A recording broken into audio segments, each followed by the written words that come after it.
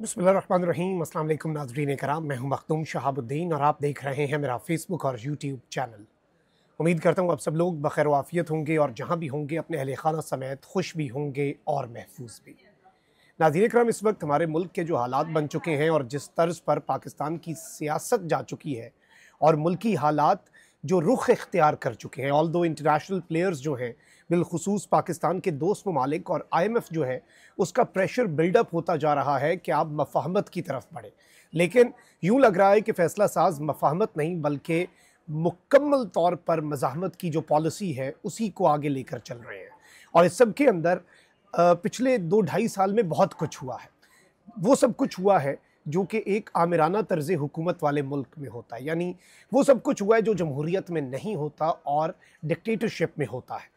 तो अब एक इसी तरह की खबर सामने आई है कि जितने जजेस इस वक्त, ज़ाहिर बात है कि एक बड़ी तादाद है जजेस की जो स्टैंड ले चुकी है और इमरान खान की दो ताकतें हैं।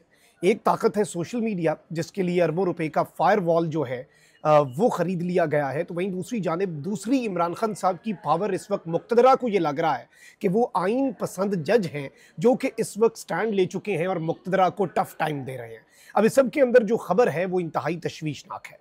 खबर है कि इन जजेस को फारिग किया जा सकता है और इन जजेस की इन्हें घर भेजा जा सकता है और PCO जजेस जो हैं, यानी कि एक और PCO जो है वो एक मरतबा फिर हम देखेंगे जो इससे पहले हमने देखा कि उसके तहत बहुत से जजेस जो हैं उन्होंने काम जारी रखा और जजेस जो हैं वो माज़ूल हुए। तो पाकिस्तान की तारीख़ में इसकी मिसाल तो मिलती है।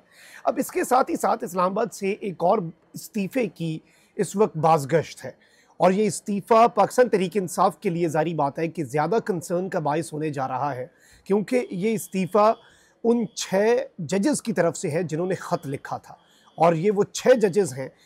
उनमें से किसी एक के इस्तीफ़े की इस वक्त इस्लामाबाद के अंदर ख़बरें चल रही हैं और वो कौन हो सकते हैं उस हवाले से भी कुछ चीज़ें मैं आपके सामने रख दूँगा। और इसके साथ ही साथ आपको मैं ये भी बता दूँ कि इससे पहले लंदन प्लान इमरान खान साहब ज़िक्र करते हैं, एक लंदन प्लान का जिसमें वो डायरेक्टली एक्यूज़ कर चुके हैं मिलिट्री लीडरशिप को कि उन्होंने नवाज़ शरीफ के साथ मिलकर वो लंदन प्लान बनाया। लेकिन अब खबर आ रही है दुबई प्लान की। दुबई में पिछले कुछ दिनों के अंदर बड़ी आम तरीन मुलाकातें हुई हैं, बड़ी आम तरीन मीटिंग्स हुई हैं और कुछ डॉट्स जो हैं वो कनेक्ट करते हैं तो हम समझने की कोशिश करेंगे कि दुबई में इस वक्त अंदर खाते क्या चल रहा है। ये सारी खबरें एक एक करके आपके सामने रखता हूँ। इस वीडियो को लाइक ज़रूर कर लें, आपके लाइक्स और कमेंट्स जो हैं वो हमारे लिए बहुत ज़्यादा अहमियत के हामिल हैं। सबसे पहले नाज़रीन कराम ज़रा ये दुबई प्लान की ही बात कर लेते हैं। गुज़श्ता दिनों आपको पता होगा कि आसिफ अली ज़रदारी साहब जो हैं वो मुल्क से बाहर गए और यूसुफ रज़ा गिलानी जो हैं वो मुल्क के कायम मकाम सदर बन गए। और यूसुफ रज़ा गिलानी ने कायम मकाम सदर बनते ही जो 2 ऑर्डिनेंस पास किए वो भी एक पाकिस्तान पीपल्स पार्टी के जमहूरियत पसंद होने के दावे के ऊपर काला धब्बा है और पाकिस्तान पीपल्स पार्टी के उस दावे के ऊपर भी, उस दावे की भी नफ़ी है कि जी वो इस सिस्टम के ना बेनिफिशरी हैं और ना ही इस सिस्टम के वो हामी हैं। वो इस सिस्टम के बेनिफिशरी भी हैं और इस सिस्टम के हामी भी हैं।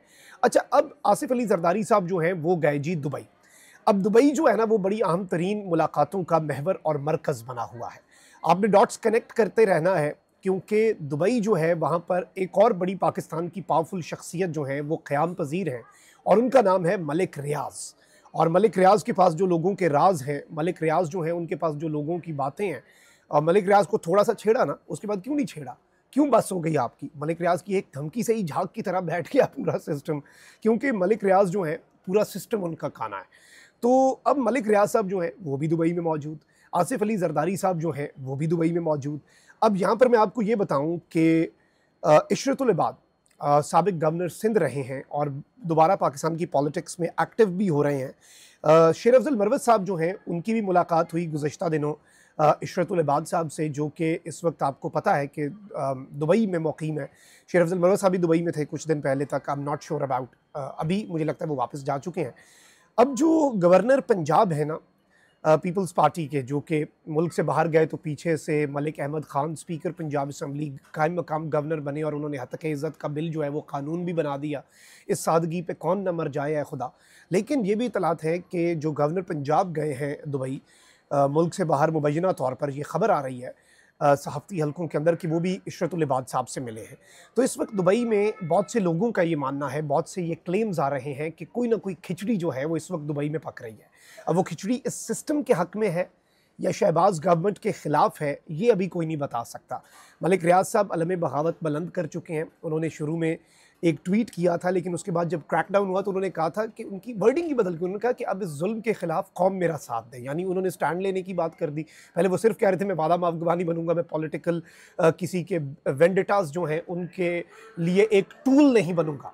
तो एक चीज़ हम बड़े वसूख से ये कह सकते हैं कि दुबई जो है वहाँ पर कुछ ना कुछ ज़रूर पक रहा है। अब आप ये देखें कि खुर्शीद शाह साहब जो हैं उन्होंने ये फरमा दिया कि ये जो बजट है इसमें, वैसे पीपल्स पार्टी की वक़्त नहीं है कि वो बजट की मुखालफत करे, क्योंकि ये बजट सिर्फ शहबाज शरीफ का नहीं होगा, ये बजट IMF का होगा और ये बजट मुक़्तदरा के ठप्पे के बगैर शहबाज शरीफ की भी कोई वक़्त नहीं है कि वो उसमें एक डॉट, एक नुक्ता जो है ना, बल्कि इसमें अगर कोई गलती भी हो तो वो टाइपिंग एरर भी ठीक कर सकें, तो वो भी उनकी वक़्त नहीं है।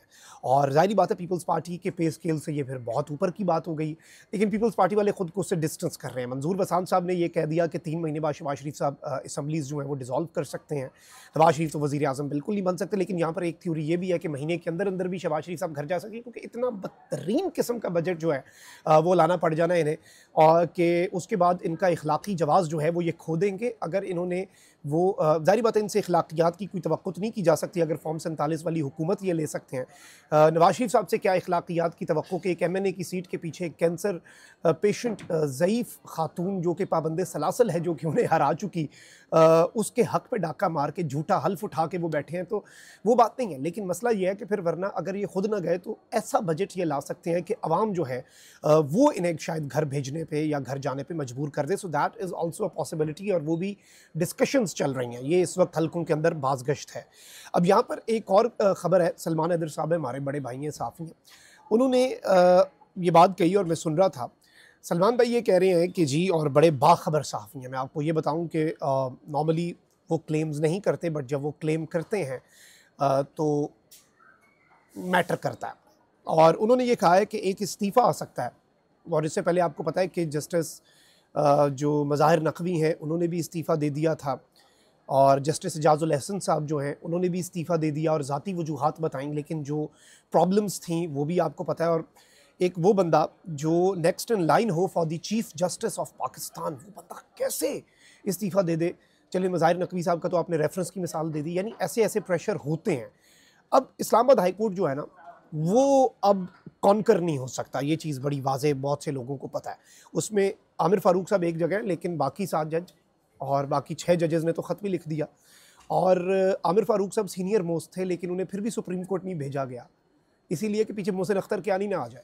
इस्लामाबाद हाई कोर्ट जो खड़ाक कर रहा है ना, वो सुप्रीम कोर्ट भी नहीं कर सकता, सुप्रीम कोर्ट कर ही नहीं सकता। काजी फ़ाइज़ ईसा का सुप्रीम कोर्ट नहीं कर सकता। वैसे तो सुप्रीम कोर्ट बहुत कुछ कर सकता है, काजी फ़ाइज़ ईसा का सुप्रीम कोर्ट उसका 10% भी नहीं कर सकता जो इस वक्त इस्लामाबाद हाई कोर्ट कर रही है। लेकिन ख़बर ये है, और ये पाकिस्तान तहरीक इंसाफ के लिए बहुत कंसर्न की ख़बर होगी, कि जी जो 6 जजेस हैं ख़त लिखने वाले, उनमें से किसी एक के इस्तीफ़े की बाज़गश्त चल रही है, और अब आई एम नॉट श्योर कि वजह बताई यही जाएगी कि ज़ाती वजूहात, क्योंकि हमेशा यही वजह होती है। वो एक कोर कमांडर मंगला जो है, उनके इस्तीफ़े की भी वजह ज़ाती वजूहात बताई गई। बाकी 2 जजेस सुप्रीम कोर्ट के चले गए, उनकी भी ज़ाती वजूहात थी, लेकिन बाद में लोगों ने बताया, इवन कोर कमांडर साहब जो थे मंगला वाले, उनके हवाले से भी कि क्या वजह बनी। और इवन प्रो PMLN या प्रो एस्टैब्लिशमेंट जर्नलिस्ट जो हैं, उन्होंने भी इस हवाले से कुछ चीज़ों की तस्दीक की कि जी उन्हें क्यों इस्तीफ़ा देना पड़ा। तो ज़ाती वजूहात जब भी कोई कह दे तो कोई मानता ही नहीं है, ये एक जिसे कहते हैं ना थंब रूल है। अब ये एक कंसर्न की बात है, नाम भी चल रहा है, लेकिन वो नाम अभी लेना नहीं है मुनासिब, लेकिन उसमें जस्टिस बाबर सत्तार नहीं है, उसमें एक खातून जज नहीं है। अब देखते हैं कौन होते हैं। बहुत से जजेस ने रगड़ा लगाया हुआ है, जस्टिस मोहसिन अख्तर कियानी ने कितना रगड़ा लगाया हुआ है, बाकी जस्टिस बाबर सत्तार दबंग, जस्टिस तारिक महमूद जहांगीरी साहब जो हैं वो कितने दबंग जज हैं। आप देख लें कि उन्होंने ट्रिब्यूनल्स के अंदर अब उनके ऊपर अदम एतमाद तक बात जो है वो चली गई है। लेकिन अब ज़रा आ जाते हैं एक इंतहाई तशवीशनाक ख़बर पर। इस खबर से भी आ गई, ये होता है इस्तीफ़ा नहीं होता, चलें ठीक है, बाज़गश्त चल रही है ना। साफ़िया जी प्रो PMLN है, एंटी इमरान अगर साफ़ियों की लिस्ट बनाई जाए तो दिल से कुछ तो रोज़ी रोटी के तहत और रोज़गार के हाथों मजबूर हैं, कुछ बड़े दिल से उनकी बातों के अंदर लगता है कि वो इमरान खान साहब को फितना भी समझते हैं, और वो जमहूरियत के लंबरदार भी बनते हैं, और साथ ये भी कह देते हैं कि जी एक पूरा साफ़ियों का टोला जो कहता है कि नहीं जी, अब ये गंद साफ़ करने के लिए गैर जमहूरी काम करना पड़ेगा, यानी PTI ख़त्म करने के लिए गैर जमहूरी काम भी जायज़ है, सब जायज़ कर दिया हुआ है, उन साफ़ियों ने फतवे दिए हुए हैं, और फिर वो कहते हैं हम जमहूरियत पसंद भी हैं। तो अब एक साफ़ी हैं, उन्होंने ये क्लेम किया है कि, और ये प्रो एस्टैब्लिशमेंट भी हैं, प्रो पीएमएलएन भी हैं, very close to PMLN, and he declares himself as someone who is very close to the powerful military establishment as well, और इंतहाई एंटी इमरान है। उन्होंने कहा है कि जी इमरान खान साहब की मुक़्तदरा ने 2 स्ट्रेंथ्स जो हैं वो आइडेंटिफाई कर ली हैं। एक सोशल मीडिया, उसके लिए आपको पता है कि जो चीज़ लाई जा रही है, और सोशल मीडिया के लिए इमरान खान साहब की जो स्ट्रेंथ है वो एक फायरवॉल इंट्रोड्यूस करने की। और इसमें बहुत से लोग ये कह रहे हैं कि नहीं जी ऐसा वैसा कुछ नहीं होगा, और फायरवॉल का ये मामला, फायरवॉल वो, इसमें देखें कि लोग कह रहे हैं कि नहीं जी कोई चैनल इस तरह से नहीं बंद हो सकता। यूट्यूब, मैं आपको उसकी छोटी सी मिसाल दूँ, हम तो मिट्टी की मोहब्बत में वो कर्ज़ भी उतारते हैं जो हम पे वाजिब भी नहीं है। तो अब अगर हम इस सिचुएशन को समझें, तो भारत में मेरा और पाकिस्तानी कुछ लोगों का यूट्यूब चैनल बंद हुआ, तो इंडिया में यूट्यूब बंद नहीं हुई, लेकिन इंडियन गवर्नमेंट ने प्रेस कॉन्फ्रेंस करके हमारे चैनल्स बंद किए। तो अब भारत से कोई भी हमारे चैनल का अगर नाम लिखता है, तो या कुछ और हमारे चैनल्स से, तो उनका अगर कोई नाम लिखता है तो लिखा जाता है this channel is not available in your country. So there are ways, ये याद रखिएगा, हुकूमतों के पास तरीक़े होते हैं। अब एक तो वो सोशल मीडिया की पावर को करटेल करने की कोशिशें चल रही हैं, तो वहीं दूसरी जानिब एक साफ़ी है, उन्होंने ये क्लेम किया है कि अब जजेस को फ़ारिग करने के लिए, जो आइन पसंद जज हैं, उन्हें फ़ारिग करने के लिए पीसीओ दोबारा से, मतलब डिक्टेटरशिप प्रो मैक्स जो है वो पाकिस्तान के अंदर आ सकती है। अब इसे धमकी समझा जाए जजेस के लिए, या फिर ये असल में इम्प्लीमेंट करने का, क्योंकि जजेस को धमकी देने के लिए भी ये कभी-कभी इस तरह के काम करते हैं, ये सोचते हैं, इस तरह की कार्रवाइयाँ डालते हैं। So let's see how things unfold. अवाम तो आपको पता है, सोशल मीडिया आप बंद कर दें या लगा दें, फायरवॉल हो या ना हो, बल्कि ये चीज़ें अगर ऐसी कुछ हुआ तो ये मज़ीद, जिसे कहते हैं ना, it will fuel the fire. अल्लाह ना करे, लेकिन इसके हवाले से चीज़ें तो आपको पता है। आपने बहुत ख्याल रखिए। अल्लाह निगहबान पाक।